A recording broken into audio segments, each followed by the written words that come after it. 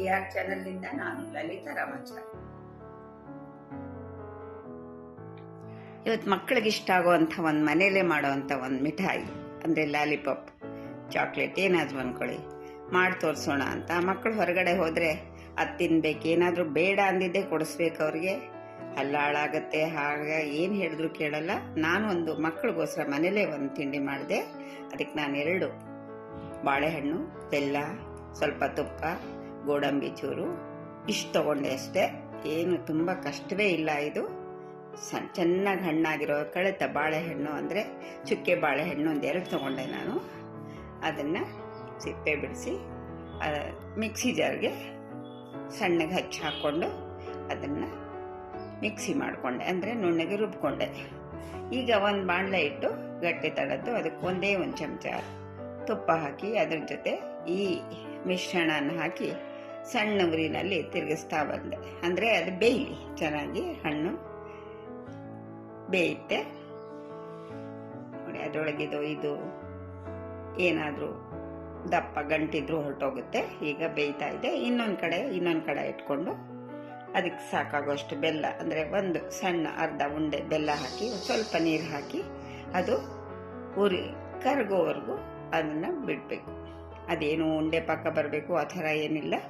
ಕರಗಿದ್ರೆ ಸಾಕು, ಚೆನ್ನಾಗಿ ನೊರೆ ಬರುತ್ತೆ. ಇತ್ಲ ಕಡೆ ಇನ್ನೊಂದು ಪಾತ್ರೆಗೆ ಒಂದು ತಟ್ಟೆಗೆ ತುಪ್ಪ ಸವರಿಟ್ಕೊಂಡಿರಿ. ಈಗ ಇದು ಆ ಬೆಲ್ಲಕ್ಕೆ ಈ ರುಬ್ಬಿ ಬೇಯಿಸ್ಕೊಂಡು ಬಾಳೆಹಣ್ಣನ್ನು ಸೇರಿಸಿದೆ.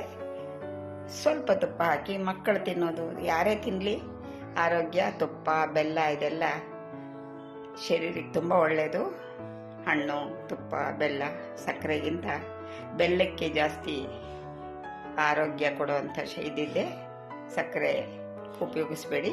ಈಗ ನೋಡಿ ಅದು ಸಣ್ಣ ಉರಿ ಬೇಯ್ತಾ ಇದೆ. ಬೇಕಾದರೆ ಇನ್ನೊಂದು ಸ್ವಲ್ಪ ತುಪ್ಪ ಹಾಕ್ಕೊಳ್ಬೋದು. ನಾನು ಮಾಡಿದ್ದೆ ಸ್ವಲ್ಪ. ಈಗ ಅದು ತಿರುಗಿಸ್ತಾ ಸಣ್ಣದಾಗಿ ಹೆಚ್ಚಿಟ್ಕೊಂಡ್ರು ಅಥವಾ ಮುರಿದಿಟ್ಕೊಂಡ್ರು. ಗೋಡಂಬಿ ಹಾಕಿದೆ, ದ್ರಾಕ್ಷಿ ಹಾಕ್ಬೋದು, ಗೋಡಂಬಿ ಹಾಕ್ಬೋದು. ಇಷ್ಟ ಇದ್ದವ್ರು ಏನು ಹಾಕದೇನೂ ಇರಬಹುದು. ಬಾಯಿಗೆ ಸಿಗುತ್ತೆ, ಅದು ಚೆನ್ನಾಗಿರುತ್ತೆ ಅಂತ. ಈಗ ಸಣ್ಣ ಉರಿಲಿ ತಿರುಗಿಸ್ತಾ ಇದ್ರೆ ಹೀಗೆ ತಳ ಬಿಟ್ಕೊಂಡು ಬರುತ್ತೆ. ಪೂರ್ತಿ ತಳ ಬಿಟ್ಕೊಂಡು ಬಂದಾಗ ಸೊ ಇದಾಗಿದೆ ಅಂತ ಅರ್ಥ. ಈಗ ಇದನ್ನು ನಾವು ಇಲ್ಲಿ ಇದು ಗ್ರೀಸ್ ಮಾಡಿಟ್ಕೊಂಡಿದ್ದೀವಲ್ಲ ತುಪ್ಪ ಹಾಕಿ ಅದಕ್ಕೆ ಹಾಕ್ಕೊಳ್ಳೋಣ. ಯಾಕೆಂದರೆ ಹಾಗೆ ಇಟ್ಟೋದಕ್ಕಿಂತಲೂ ಇದಕ್ಕೆ ಹಾಕಿ ತಟ್ಟಿಟ್ಕೊಂಡ್ರೆ ತಣ್ಣಗಾದ್ಮೇಲೆ ಅದನ್ನು ಚೆನ್ನಾಗಿ ಹಲ್ವಾ ಥರ ಆದರೂ ಮಾಡ್ಬೋದು, ಕೇಕ್ ಥರ ಆದರೂ ಮಾಡ್ಬೋದು. ನಾನು ಅದನ್ನು ಲಾಲಿಪಾಪ್ ಥರ ಮಾಡಿದ್ದೀನಿ.